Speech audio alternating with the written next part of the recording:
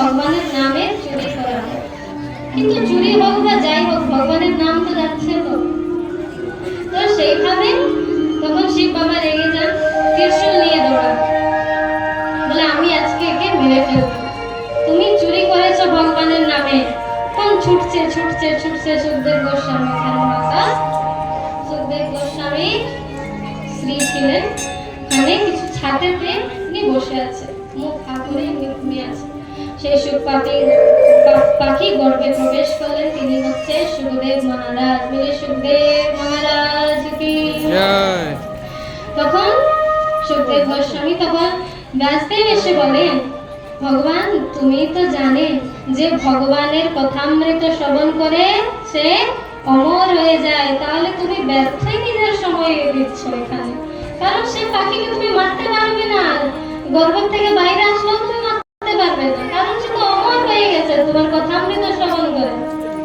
এই জন্য এখানে বলছে তব কথামৃতম তপ্ত জীবনম, যে ভগবানের কথামৃত অমৃতময় বাণী যে শ্রবণ করে, সেই বলছে এই জন্ম মৃত্যু জরা ব্যাধির থেকে নিস্তার পেয়ে মুক্তি পেয়ে নিত্য ভগবানের সেবায় তারা কৃপা প্রাপ্ত হয়। ভগবানের ধামে বলছে রাধা কৃষ্ণের নিত্য ধাম তারা লাভ করবে। এরপর ভগবান প্রথম স্কন্ধে প্রথম শ্লোকেতে খুবই সুন্দর করে ব্যাখ্যা করছেন। কি বলছেন?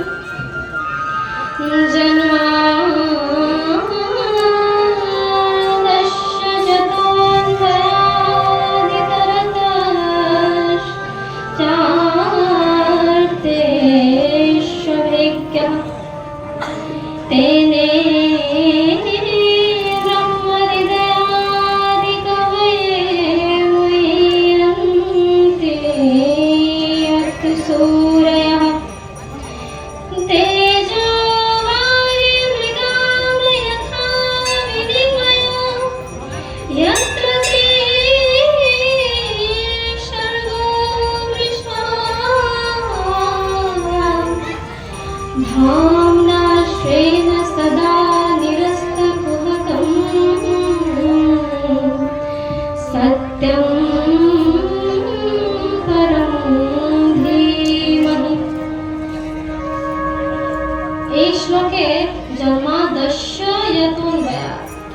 এই শ্লোকের ব্যাখ্যা করতে গেলে 2-3 দিন সময় লাগবে, কারণ এই শ্লোকেতেই 2-3 দিনের কথা যে কথাবাচকরা থাকে, এই শ্লোকের মধ্যেই তারা 2-3 দিনের কথা বলে।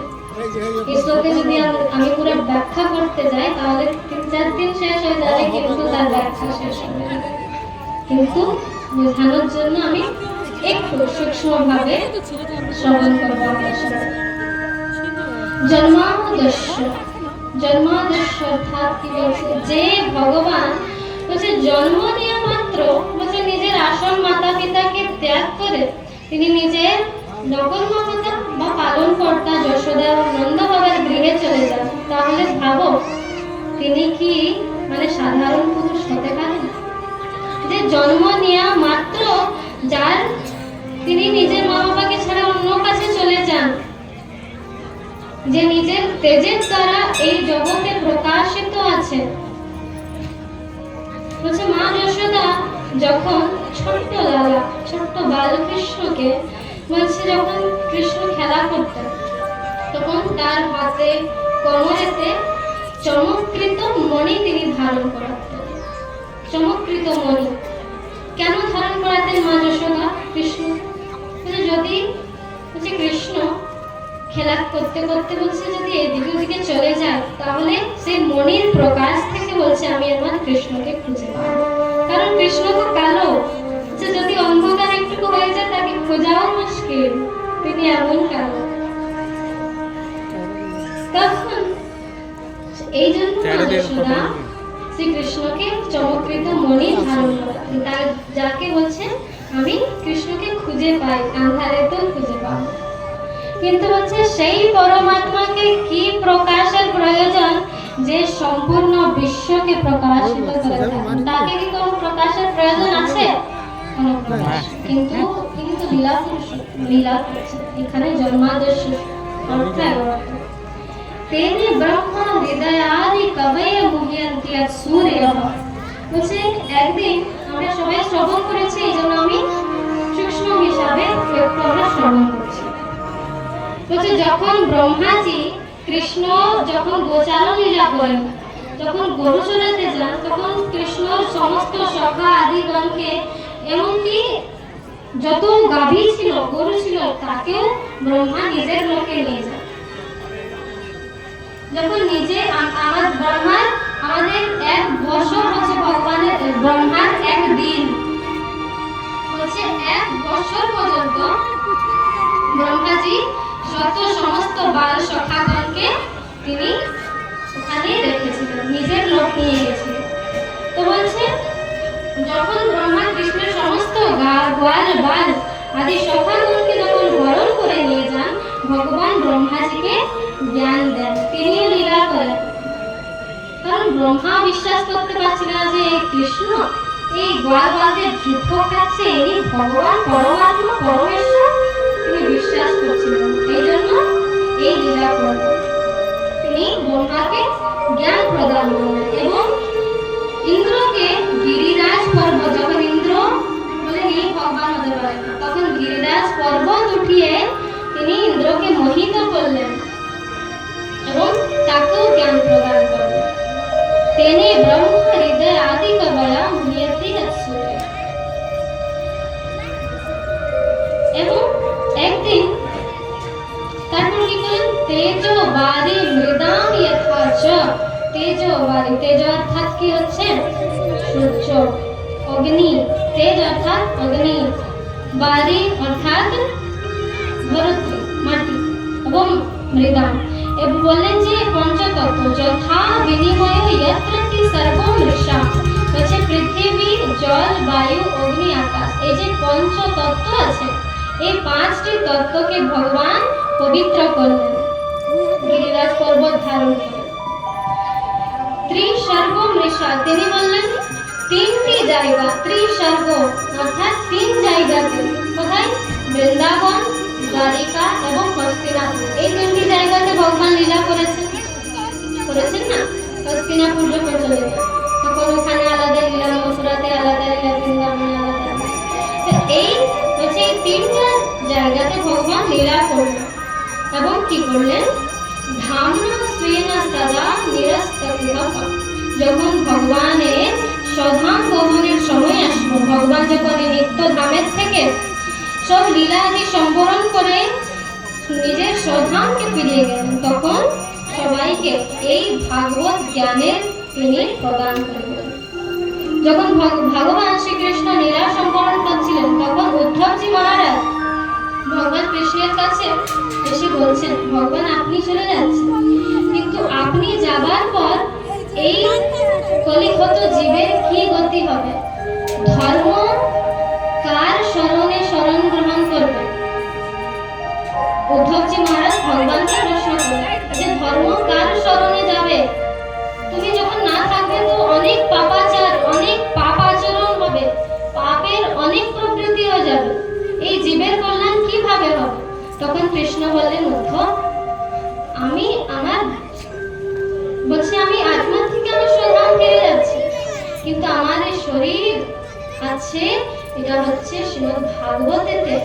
এই জন্য শ্রীমদ্ ভাগবতকে শ্রীকৃষ্ণের বাঙ্গময় প্রতিমূর্তি, বাঙ্গময় শব্দময় মূর্তি বলা হয়। কারণ এই ভাগবতেতে যে কালিক লেখানো আছে, এই কালিক হচ্ছে শ্রী অঙ্গ কৃষ্ণ। কৃষ্ণ বললেন, আমি আমার সর্বস্ব অঙ্গ ভাগবতের মধ্যে অবস্থান করে নিলাম। এই ভাগবত কথা যে শ্রবণ করবে সেই জীব, বলছে এই কলি জীব থেকে নিস্তার পাবে, উদ্ধার পাবে, ধর্ম ব্রতে থাকবে এবং আমাকে ডাকবে। শ্রীকৃষ্ণ উদ্ধবকে এই কথা বললেন। এখন ব্যাসদেব মঙ্গলাচরণেতে কি বলছেন? এই শ্লোকেতে তিনি কোনো রামের ব্যাখ্যা করেননি, কৃষ্ণের ব্যাখ্যা করেননি, বা কোনো রূপেরই ব্যাখ্যা করেননি। এখানে ব্যাসদেব কি বলেছেন? কেবলমাত্র কি সত্যম পরম ধীমহি, অন্তকে বলেছে সত্যম পরম ধীমহি। সত্য কি? সত্য হচ্ছে কে? পরমাত্মা যে কৃষ্ণ, তিনি হচ্ছে সত্য। এবং পরম সত্য কি হচ্ছে? ভগবান শ্রীকৃষ্ণের নাম। আমি বলেছিলাম না, ব্রহ্ম বৈবর্ত পুরাণেতে উল্লেখিত আছে, গোকোটি দানম গ্রহণেষু কাশী মাগে প্রয়াগে যদি কল্পবাসী যজ্ঞাগতম মেরু স্বর্ণদানম গোবিন্দ নামনা ন কদাপি। ভগবান এখানে নিজে বলছেন যে আমার থেকে আমার নাম বড়। গো কোটি দান বলছে যে কোটি কোটি গাভী বলছে যে দান দেন, তার থেকে যে পুণ্য অর্জন হয়, সেই পুণ্য যে আমরা লাভ করতে পারি একটা গোবিন্দ নামের তুল্য হয় না। গ্রহণেষু কাশী, গ্রহণেষু কাশী অর্থাৎ কি বলছে? বলছে এক মাস যদি, এক কল্প বার যদি কাশীতে করো, তুমি কোনো ধামেতে করো, ধামে থাকার ওই পুণ্য লাভ হয়। তো যদি ধামের থেকে পুণ্য যে আমরা অর্জন করছি গোবিন্দের একটা নামের তুল্য নেই। মেরু স্বর্ণ দান বলছে সুমেরু পর্বত যে থাকে সব থেকে বড় পর্বত, বলছে সুমেরু পর্বত সমান স্বর্ণ যদি আমরা দান করি কোন বৈষ্ণবগণ মহাত্মাগণকে, বলছে তার থেকে যে পুণ্য অর্জন হয় বলছে সেটাও গোবিন্দ একটা নাম বলছে তুল্য নেই। এই জন্য এখানে কি বলছে? সত্যম পরম ধীমহি। পরম সত্য কি হচ্ছে? ভগবানের নাম। এমনিতে নাম, রূপ, গুণ, লীলা, ধাম, তত্ত্ব আদি এই সমস্ত কিছু বলছে ভগবানের সত্য। সত্য পরমাত্মা হচ্ছে সত্য, কিন্তু পরম সত্য হচ্ছে ভগবানের নাম মাত্র। আমাদের যে সর্বশাস্ত্র আছে, এই সমস্ত শাস্ত্রের সার কি হচ্ছে? আমরা আজকে তো আমাদের সময় নেই, যখন বিস্তারিত ভাগবত কথা শ্রবণ করার আমি যখন সুযোগ পাবো আপনাদেরকে নিশ্চয়ই বলবো। আগে গিয়ে প্রথম স্কন্ধেতে সৌনকাদি ঋষিগণ সূতজিকে 6টি প্রশ্ন করেছিলেন। তার মধ্যে এই একটি প্রশ্ন ছিল যে আমাদের যত বেদ পুরাণ আদি সমস্ত কিছু আছে সর্ব শাস্ত্রের বলছে সার কি? তো বলছে নাম জপ। সমস্ত শাস্ত্রের নাম হচ্ছে কি? নাম জপ। জপাদ সিদ্ধির না সংশয়, এটার মধ্যে কোনো সংশয় নেই, কেবল মাত্র নাম জপ। বুঝছেন না, হরি নাম হরি নাম, হরি নাম কেবলম কালো নাস্তেব তীর্থ। এই কলিযুগ থেকে নিস্তার পাওয়ার জন্য কেবল মাত্র হচ্ছে হরি নাম, নাম জপ আমাদেরকে করতেই হবে, কেবল নাম আশ্রয়। কারণ শ্রীমদ্ ভাগবত মহাপুরাণেতে বলছে 18,000 শ্লোক, 12টি স্কন্ধ আছে, 18,000টি শ্লোক আছে। এই বেদেতে বলছে, মহাপুরাণেতে বলছে অন্যান্য রকমের সাংখ্য যোগ, ভক্তি যোগ, অনেক ক্লিষ্ট শ্লোক আদি বলছে জ্ঞানের বিষয়ে বর্ণনা করা হয়েছে। কিন্তু অন্তিমে এসে ভাগবতের অন্তিম শ্লোকে কি হয়? যখন অন্তিম সত্র চলে, ভাগবতের অন্তিম শ্লোকে এসে কি বলে? নাম সংকীর্তনম যস্য সর্ব পাপ প্রণাশনম প্রণাম দুঃখ শমনম স্তং নমামি হরিম পরম। নাম সংকীর্তনম যস্য, এত লীলার বিষয়ে বললেন সুখদেব বেদব্যাসজি ভাগবতের মধ্যে, এত গুণগান করেন, এত ক্লিষ্ট, এমন ছন্দ, এমন ভাব, এমন স্তুতি, গোপী গীত, গোপী ভাব, খবর গীত আদি বেণু গীত, কত রকমের ভাব উল্লেখিত আছে এই ভাগবত মহাপুরাণে। কিন্তু অন্তিমে এসে কি বলছেন? নাম সংকীর্তনম যস্য। এই কলিযুগে কেবল মাত্র নাম সংকীর্তনের দ্বারাই বলছে উদ্ধার পাওয়া যাবে, কেবল মাত্র নাম সংকীর্তন। এবং নারদ পুরাণেতে বলছে বলছে এই কলি যুগেতে বলছে নাম ব্যতীত আর কোনো কিছু সাধন নেই যে আমাদেরকে এই মনুষ্য জীবন থেকে বলছে উদ্ধার পাওয়া যাবে। কিন্তু আমরা নাম নিতেও কষ্ট ব্যাপার।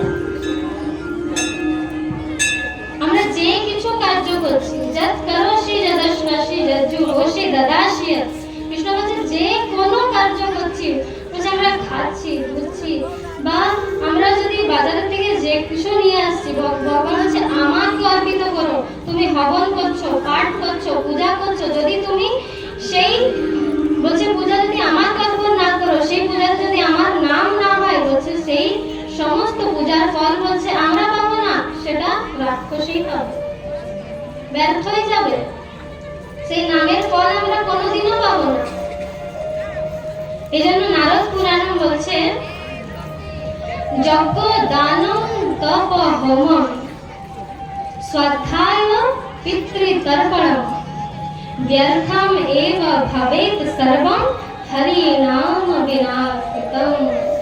বলছে যজ্ঞ করো, বলছে কলিযুগে হরিনাম ব্যতীত আর কিছু নেই। অর্থাৎ কেউ যদি যজ্ঞ করছে, বলছে কেউ যদি যজ্ঞ করছে, কেউ দান করছে, বলছে যজ্ঞ দান তপ হোম, তপ করছে বা হোম করছে। তারপর কি বলছে স্বাধ্যায়, স্বাধ্যায় অর্থাৎ আমরা যেমন আজকে ঠাকুর মশাই এবং বিনোদাবাজি মহারাজের আশীর্বাদ কৃপাতে আমরা শ্রীশ্রীমদ্ ভাগবত মহাপুরাণ শ্রবণ করছি। আজকে আমরা বলছে এই ভাগবতে যে স্বাধ্যায় বা আমরা ঘরেতেও যদি কোনো পাঠ করছি, ভাগবত পাঠ করছি, গীতা পাঠ করছি বা কোনো শাস্ত্র পাঠ করছি, হচ্ছে স্বাধ্যায়, বলছি এর স্বাধ্যায় দর্শন পাঠ আদি শাস্ত্র পাঠ করছি এবং পিতৃতর্পণ, পিতৃতর্পণ যে পিণ্ডদান আদি যথাবিধি শ্রাদ্ধ কার্যক্রম হয়, তো বলছে পিতৃদান বলছে করছি, সেই কার্যতে বলছে তার আদি, আদি অর্থাৎ আরম্ভতে এবং অন্ত, যে 16 নাম 32 অক্ষর হরিনাম মহামন্ত্র কীর্তন না হয়, তাহলে কি বলছে ব্যর্থম এব ভবেৎ সর্বম হরি নাম বিনা কৃতম। সর্বকিছু আমাদের ব্যর্থ হয়ে যাবে যদি সেই আদি এবং অন্তেতে আমরা হরিনাম সংকীর্তন বসে যদি না করি। তাহলে আমাদের এই যে আমরা যত কিছু অনুষ্ঠান করলাম, যজ্ঞ দান তপ হোম বা অধ্যয়ন শাস্ত্র পাঠ আমরা করছি বা বলছি অনেক পুণ্য আমরা অর্জন করছি, না, তার পুণ্য রাক্ষসকেই পাবে, ভগবান স্বীকার করবে না যদি সেখানে হরিনাম না হয়। ব্যর্থমে ভবেৎ সর্বম, সবকিছু ব্যর্থ বলছে যদি হরিনাম কীর্তন না হয় সেখানে। এই জন্য বলছে, এবং বলছে শুধু পূজা অনুষ্ঠানেই কেন, বলছে যদি কেউ বিয়ে বাড়িও করে, নিজের ছেলে পুত্রী বিয়ের আসরে বসে আছে এবং সেখানে যদি হরিনাম সংকীর্তন না হয়, তাহলে সেই দম্পতি কোনোদিনও সুখে থাকবে না। সেটা হচ্ছে মনুষ্য বিবাহ নয়, সেটা রাক্ষস বিবাহ হচ্ছে। যদি সেই বিয়ের আসরেতে যদি হরিনাম সংকীর্তন না হয়, তাহলে সেটা রাক্ষস বিবাহ হচ্ছে, মানুষের বিবাহ হয় না। এখানে পরিষ্কার ভাবে নারদ পুরাণেতে ব্যাখ্যা করা আছে, যজ্ঞ দানম তপ হোম স্বাধ্যায় পিতৃতর্পণ ব্যর্থম এব ভবেৎ সর্বম হরি নাম বিনা কৃতম। হরি নামের বিনা কোনো কার্যকলাপ আমাদের পূর্ণ হয় না। এই জন্য বাড়িতে যে কোনো দেব দেবীর পূজা করছো, যে কোনো তোমার লক্ষ্মী পূজা করো, দুর্গা পূজা করো বা যে কোনো দেব দেবীর উপাসনা করছো, যদি সেই পূজাতে যদি তার আরম্ভে এবং অন্ততে হরিনাম কীর্তন না করি, হরে কৃষ্ণ কৃষ্ণ কৃষ্ণ হরে হরে, হরে রাম রাম রাম হরে হরে, এই মহামন্ত্র যদি উচ্চারণ না হয়, তাহলে তার যত পুণ্য ফল রাক্ষসেই গ্রহণ করবে, আমাদের কিছু পুণ্য ফল পাওয়া যাবে না। এটার একটা আমি সুন্দর উদাহরণ একটা দিতে চাই। যেহেতু এটা ভাগবতের সম্বন্ধীয় না, কিন্তু গুরু বৈষ্ণবেরই একটা একটা লাইভ এক্সাম্পল। আমাদের গৌড়ীয় বেদান্ত সমিতির প্রতিষ্ঠাক শ্রী শ্রীমৎ নিত্যলীলা প্রবিষ্ট বিষ্ণুপাদ আমাকে ভজন করো, আমাকে পূজা করো, আমি তোমরাকে বর দেব। কারণ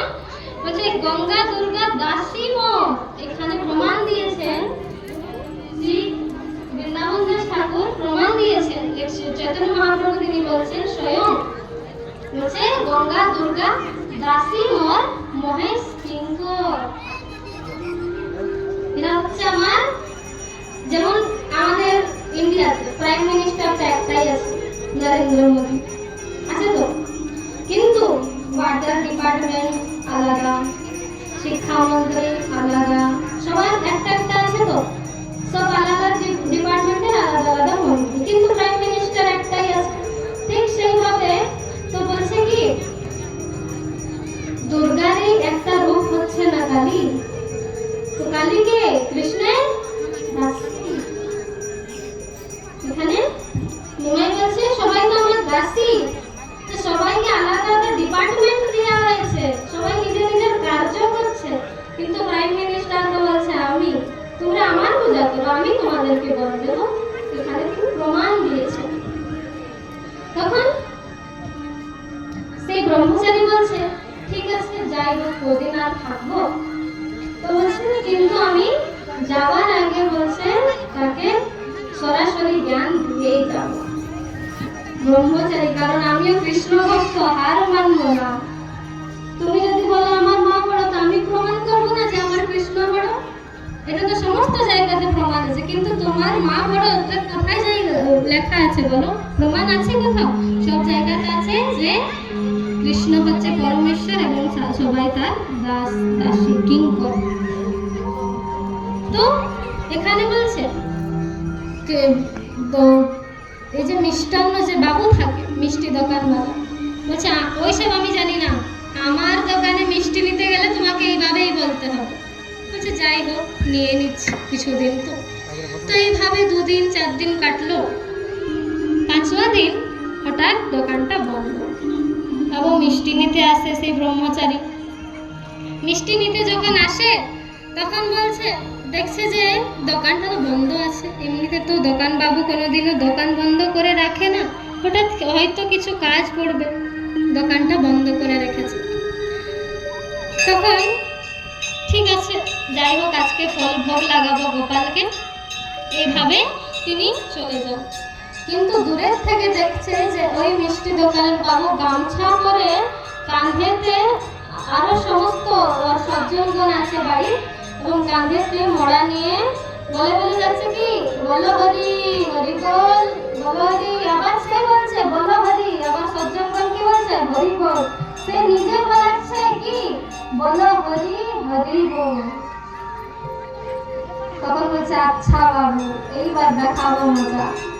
আবার পরের দিন এসে হঠাৎ তিনি আসে, তখন বলছে এসব ব্রহ্মচারী, তখন বলছে ব্রহ্মচারী জিজ্ঞাসা করছে বাবু, বলছে কালকে হঠাৎ তোমার দোকানটা বন্ধ ছিল কেন? বলছে হ্যাঁ আমার একজন আত্মীয় মারা গেছিল, সেখানে গেছিলাম, যেতে তো হবে। বলছে সেই সব কথা ঠিক আছে, কিন্তু বাবু আমি আপনার একটা ব্যবহার থেকে খুবই দুঃখিত হয়েছি। বলছে কি ব্যবহার বলো? বলছে আপনি হচ্ছেন দ্বিচারিণী। তাহলে বলবে কেউ দ্বিচারিণীর অর্থ কি? দ্বিচারিণীর অর্থ কি? বলছে যে একটা পতির সেবা করে সে হচ্ছে সতী, যে দুটো পতির সেবা করে সে হচ্ছে দ্বিচারিণী, এবং যে দুটো অতিরিক্ত পতির সেবা করে তাকে বলা হয় কি বৈশ্যা। তো সেই বলছে তুমি হচ্ছ দ্বিচারিণী, তুমি মাকেও নিজের মানো না এবং কৃষ্ণকেও নিজের মানো না। বলছে এই ব্রহ্মচারী মুখ সামলে কথা বলবে, তুমি কি বলছো তুমি জানো? বলছে হ্যাঁ বাবু আমি ঠিক জানি আমি কি বলছি। বলছে কেন তুমি এমনি বলছো? বলছে কালকে তুমি ওই যে গামছা পরে যেতেছিলে তুমি ছিলে? হ্যাঁ হ্যাঁ ঠিক ধরেছো আমিই তো ছিলাম।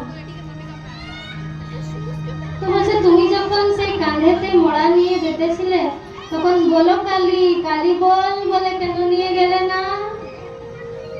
তো তুমি এবার বলো তুমি দ্বিচারিণী হচ্ছ কি না? ওর মাথা ঘুরে গেল। এর অর্থ কি হচ্ছে, মানে তোমার মধ্যে এইটুকু কর্মকাণ্ডের জ্ঞান আছে যে হরি ছাড়া গতি নাই, হরি ছাড়া মুক্তি নাই। তুমি কেন বলছো না বলো কালী কালী বল, আবার তুমি নিজে বলছো বলো হরি, আবার সবাইকে বলাচ্ছ হরি বল। তাহলে ভাবো, তো আমরা সেই মরা যখন নিয়ে যাই তখন বলি বলো হরি হরি বল, তার কি মুক্তি হবে? কিছুতেই হবে না। আমরা বেঁচে থাকি, আমরা জানছি যে হরি ছাড়া কোনো গতি নাই। আমরা জানি যে হরি নাম হচ্ছে সর্বশ্রেষ্ঠ। কলি যুগ হচ্ছে নাম প্রধান যুগ। এই যুগেতে নাম নিলেই উদ্ধার হয়, কিন্তু নেব না। আমরা জানি যে নাম নিলেই উদ্ধার হয়, কিন্তু নেব না।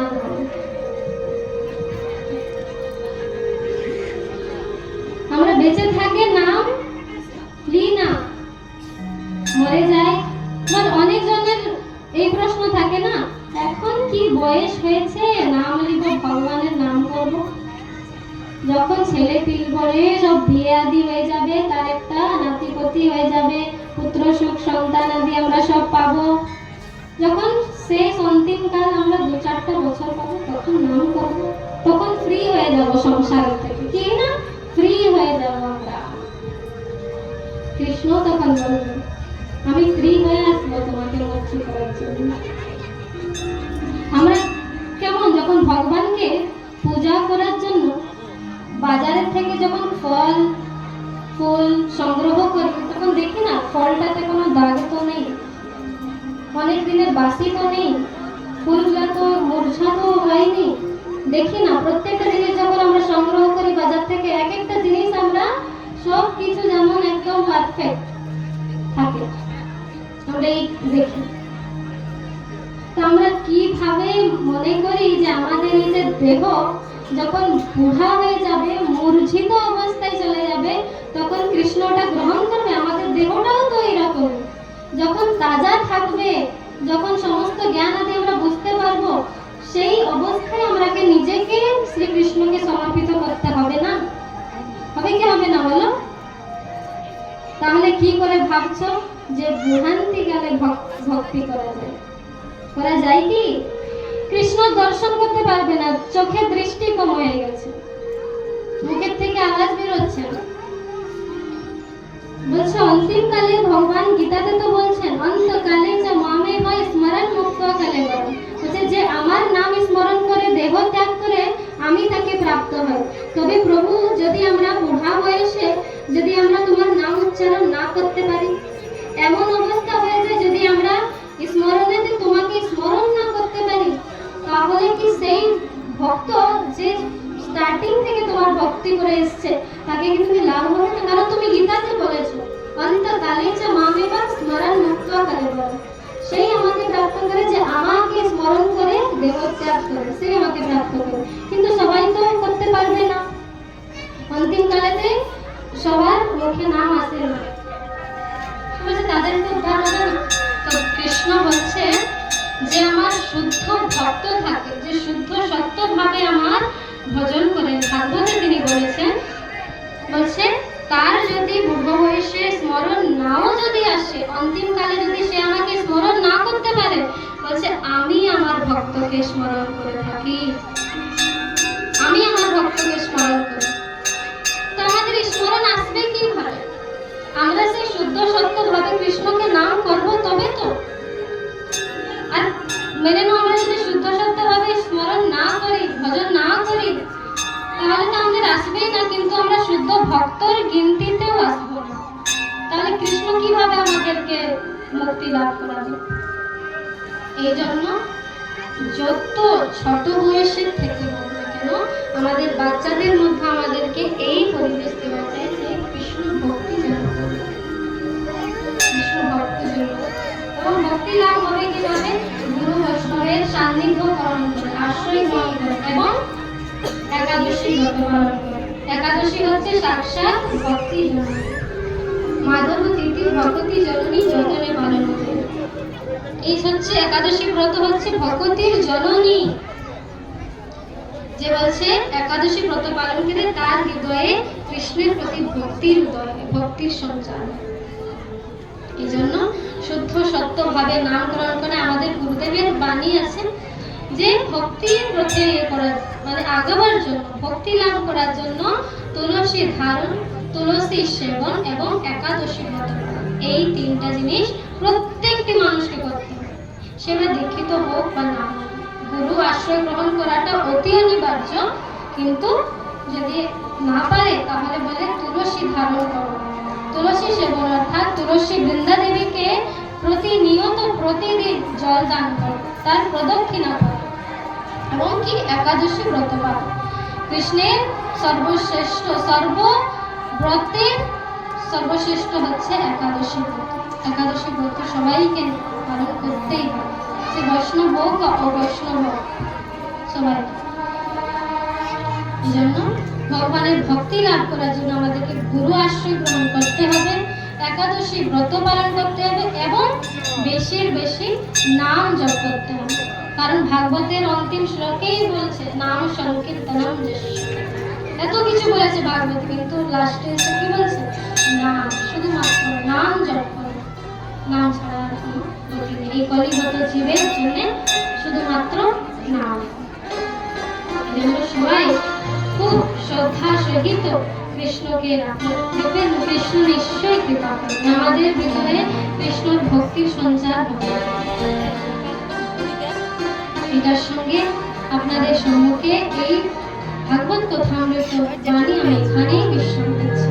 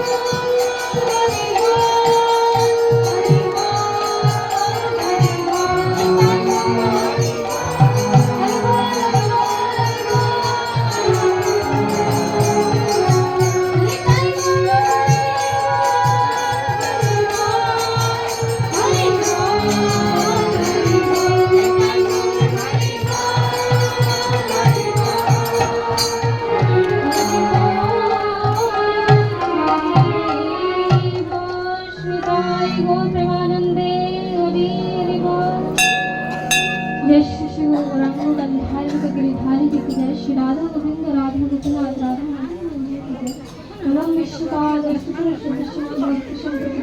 गुरु महाराज ये परमहंस परिवार के विष्णु विष्णुपाद महाराज कृपानंद भगवती के शबाश और गौरव के शबाश ये श्री कृष्ण बलदेव श्रीमती राधा रानी की जय। आज के शुभ हरिनाम संकीर्तन की जय, शुभ नववर्ष की जय, हरिनाम संकीर्तन महोत्सव की जय, श्री खल करताल की जय, गोबर मंगल के शिव नाम संकीर्तन की जय, श्री निताई गौ प्रेमानंदे।